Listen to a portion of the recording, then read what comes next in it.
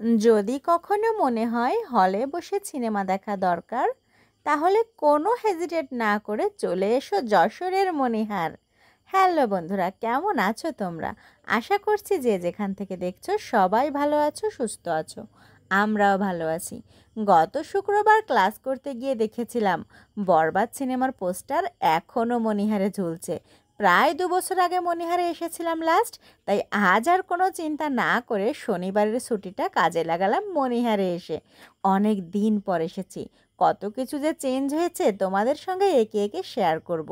তো প্রথমেই ঢুকে চারপাশের একটা ভিউ সহ আমাকে নিয়ে নিলাম, এবং এরপর মণিহারের যে ইন্টেরিয়ার ডিজাইনটা জাস্ট ওয়াও। এখন মণিহার সিনেমা হল হয়ে গেছে মণিহার সিনেপ্লেক্স। তো ইন্টেরিয়ারটা তো একটু অন্যরকম হবেই না, কি বলো? আর এই যে তিনতলা ভবনটি সেই কোন ব্রিটিশ আমলে তৈরি।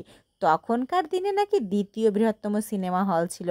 এখন হয়তো অনেক আধুনিক সিনেমা হল হয়েছে, তবে মণিহারের ঐতিহ্য ভাই আলাদা লেভেলের। বরবাদ সিনেমার পোস্টারে সাকিব খান মুখে আঙুল দিয়েছে, সিনেমা না দেখে ওঠা যাবে না। তো চলো চলে যাই উপরে। এই যে রেজিং সিঁড়িটা দেখছো, এটা 3 তলা পর্যন্ত বিস্তৃত। আর সবচেয়ে মজার ব্যাপার কি জানো তো, এখানে একটা পর্দাতে 3টা ফ্লোরের লোকই একই সঙ্গে একই সিনেমা দেখে। কি দারুণ ব্যাপার, তাই না? এরকম কনসেপ্ট সেই সময়ের মানুষ কিভাবে ভেবেছিল আমি জানি না, তবে বেশ রহস্যময় লাগে যে কতটা চিন্তা ভাবনা করে একটা সিনেমা হল তৈরি করা যায়, যেখানে অসংখ্য লোক 3টা ফ্লোরে বসে বসে একই পর্দাতে একই সঙ্গে সিনেমা দেখে। কি দারুণ ব্যবস্থা!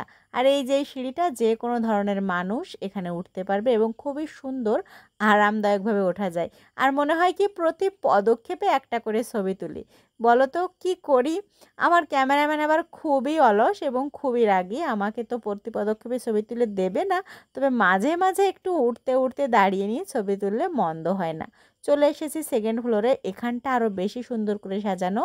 এই যে সুন্দর সুন্দর সোফা দেওয়া আছে, আর সামনে আছে ফুড কোর্ট। এখান থেকে ইচ্ছা মতো খাওয়া দাওয়া করতে হবে, আর এই সোফায় বসে অপেক্ষা করতে হবে। তোমার যেটা খুশি ভাই, আমার তো অপেক্ষা করার সময় নেই। আমার যে পুরো হলটাকে এক্সপ্লোর করা বাকি। হাঁটতে হাঁটতে ক্লান্ত হয়ে গেছি, তাই মাঝ পথে একটু জিরিয়ে নিচ্ছি।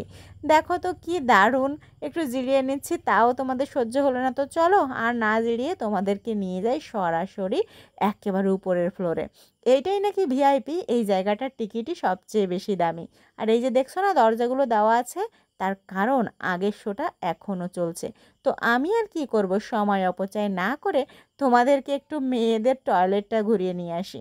আসলে ওয়াশরুম খুবই জরুরি, কারণ প্রায় 2.5 ঘন্টা এখানে থাকতে হবে। 2.5 ঘন্টার মধ্যে তো ওয়াশরুমে যাওয়া লাগতেই পারে। আমিও জীবনে ফার্স্ট টাইম মেয়েদের ওয়াশরুমটা দেখতে এসেছি, তোমাদেরকে দেখাবো বলেই মূলত। তো দেখলাম খুবই সুন্দর এবং বেশ ওয়াইড একটা আয়নাও আছে এখানে। আয়নাতে একটু নিজের চেহারাখান এবং নিজের লুকটাও দেখে নিলাম। বেশ ভালোই লাগছিল। সব মিলিয়ে বেশ খুশি খুশি লাগছিল। চমৎকার একটা মুভি দেখব, বরবাদ হয়ে যাব। তো আর কি, চলো ওয়াশরুম থেকে বের হয়ে এবার দেখছিলাম টেরাসের ডিজাইনটা।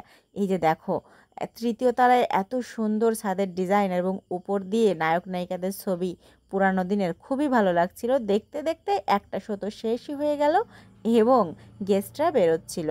তো তাদের তো মুখ দেখানো মানা, তারপরেও দূর থেকে একটু অস্পষ্টভাবে নিচ্ছি। আর পরবর্তী শোয়েতে যারা যাবে, মানে যারা সিনেমাটা দেখবে দ্বিতীয় শোতে 12:30টার শোতে, তারা অলরেডি দাঁড়িয়ে পড়েছে। তো আমি আর ভিড়ের ভিতরে আম কুড়োতে গেলাম না, কারণ আমার সঙ্গে আমার পরিবার ছিল।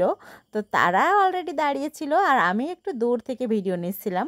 আর প্রথম প্রথম তো তাদের আমার ভিডিওতে আনা মানা, নিষেধাজ্ঞা ছিল, সেই কারণে আনতে পারলাম না। তো চলো এবার হলে চলে যাই।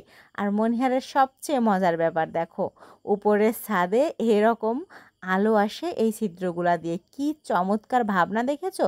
রুমটা কিন্তু পুরো আলোকিত ছিল, তবে ভিতরের আলোর তুলনায় উপরের আলো বেশি থাকার কারণে এই জায়গাগুলো এমন রহস্যময় লাগছিল।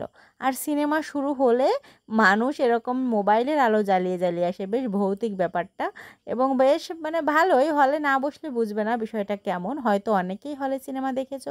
তো চলো, সিনেমাটা শুরু হয়ে গেছে, এইবার আমরা মনোযোগ দিয়ে সিনেমা দেখি।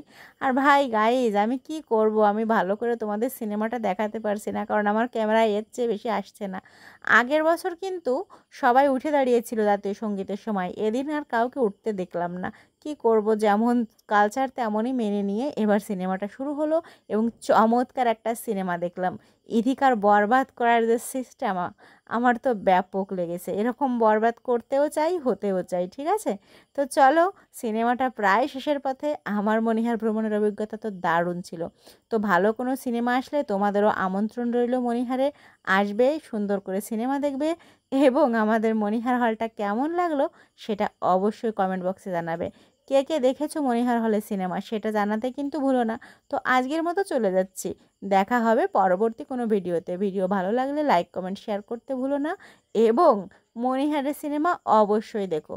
ভালো থেকো, বাই।